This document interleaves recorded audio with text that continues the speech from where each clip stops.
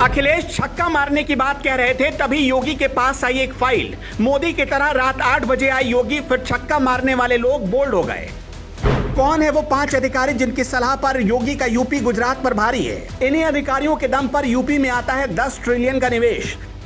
जितना दमदार काम योगी ने दिया, उतना शानदार इनाम। इन्हीं 5 अधिकारियों से बनता है यूपी हर मामले में नंबर 1। यूपी विधानसभा का सत्र चल रहा था। इस सत्र में अखिलेश यादव कह रहे थे कि अब वो हर बॉल पर छक्का लगाएंगे।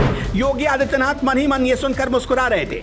अखिलेश यादव जब सदन में अपने मुंह मियां मिट्ठू बन रहे थे, तभी योगी के टेबल पर एक कागज पहुंचा। इस कागज पर कुछ लिखा हुआ था। फिर अचानक रात 8 बजे योगी आदित्यनाथ ने उस फाइल पर साइन कर दिया। उस फाइल में ऐसा क्या था जिससे लोग कहने लगे जैसे चीते की चाल, बाज की नजर और बाजीराव की तलवार पर शक नहीं करते, ठीक वैसे ही योगी के काम और कमिटमेंट पर कभी भी शक मत करना। अचानक ऐसा क्या हुआ कि यूपी के 2 करोड़ से ज्यादा किसानों के लिए होली से पहले दिवाली मनाने का उत्सव आ गया? फाइल में जो लिखा था उसके पीछे किसका दिमाग था?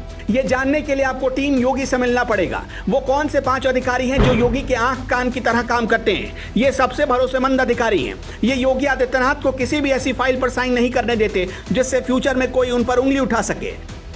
इसमें नंबर 1 है दुर्गा शंकर मिश्रा। दुर्गा शंकर मिश्रा उत्तर प्रदेश के मुख्य सचिव हैं। वो योगी के कितने खास हैं, अगर अंदाजा लगाना है तो सिर्फ एक बात से समझिए। 1984 बैच के IAS अधिकारी को दूसरी बार 1 साल का और एक्सटेंशन मिल गया। कुछ लोग ये भी कहते हैं कि रिटायरमेंट से पहले योगी पर निगरानी के लिए उन्हें उत्तर प्रदेश भेजा गया था, लेकिन कई मीडिया रिपोर्ट में दावा किया जाता है कि दुर्गा शंकर मिश्रा को योगी की वजह से ही दिसंबर 2022 में दूसरी बार 1 साल का एक्सटेंशन मिल गया। पिछले कुछ सालों में योगी के सारे बेहतरीन फैसलों के पीछे दुर्गा शंकर मिश्रा की टीम है। नंबर 2, अवनीश अवस्थी। जुलाई 2019 में तेज तर्रार अधिकारियों में गिने जाने वाले गृह सचिव अरविंद कुमार हटा दिए गए थे।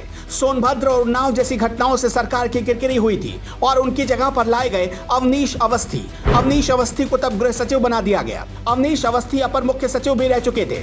16 सितंबर को अवनीश अवस्थी रिटायर हुए तो योगी आदित्यनाथ ने 28 फरवरी 2023 को उन्हें अपना प्रशासनिक सलाहकार बना लिया।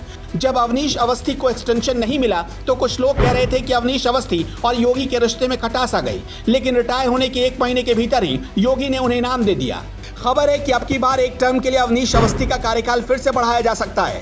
हालांकि साल 2020 में अवनीश अवस्थी से सूचना सचिव का पोर्टफोलियो ले लिया गया था और उनकी जगह नवनीत सहगल को बिठाया गया था, क्योंकि हाथरस जैसी घटना की वजह से सरकार को भारी आलोचना झेलनी पड़ी थी। कहते हैं केंद्र ने अवनीश अवस्थी को एक्सटेंशन नहीं दिया तो योगी ने उन्हें रोकने के लिए अपना वीटो लगा दिया। नंबर 3, संजय प्रसाद।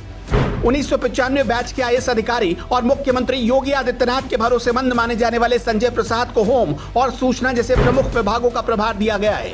एक विभाग का काम सरकार के चेहरे और सरकार के काम की ब्रांडिंग करना है, तो दूसरे विभाग का काम है प्रदेश के कानून व्यवस्था बनाए रखना। दोनों अहम विभाग हैं। संजय प्रसाद पहले से ही मुख्यमंत्री के प्रधान सचिव है। कहते अवनीश अवस्थी और नवनीत सहगल ने संजय प्रसाद के लिए रास्ता तैयार किया और जैसे ही अवनीश अवस्थी रिटायर हुए वैसे ही संजय प्रसाद को एक बड़ी जिम्मेदारी योगी आदित्यनाथ ने सौंप दी। संजय प्रसाद इससे पहले फैजाबाद, आगरा, फिरोजाबाद, बहराइच, लखीमपुर खीरी और महाराजगंज जैसे प्रमुख जिलों के DM रह चुके थे। 1999 से 2001 तक वो गोरखपुर में DDC के पद पर भी काम कर चुके थे। उनके बारे में कहा जाता है कि गोरखपुर में तैनाती के दौरान ही योगी आदित्यनाथ की नजर में आए। उस दौरान 1998 में ही योगी आदित्यनाथ गोरखपुर के सांसद बन चुके थे।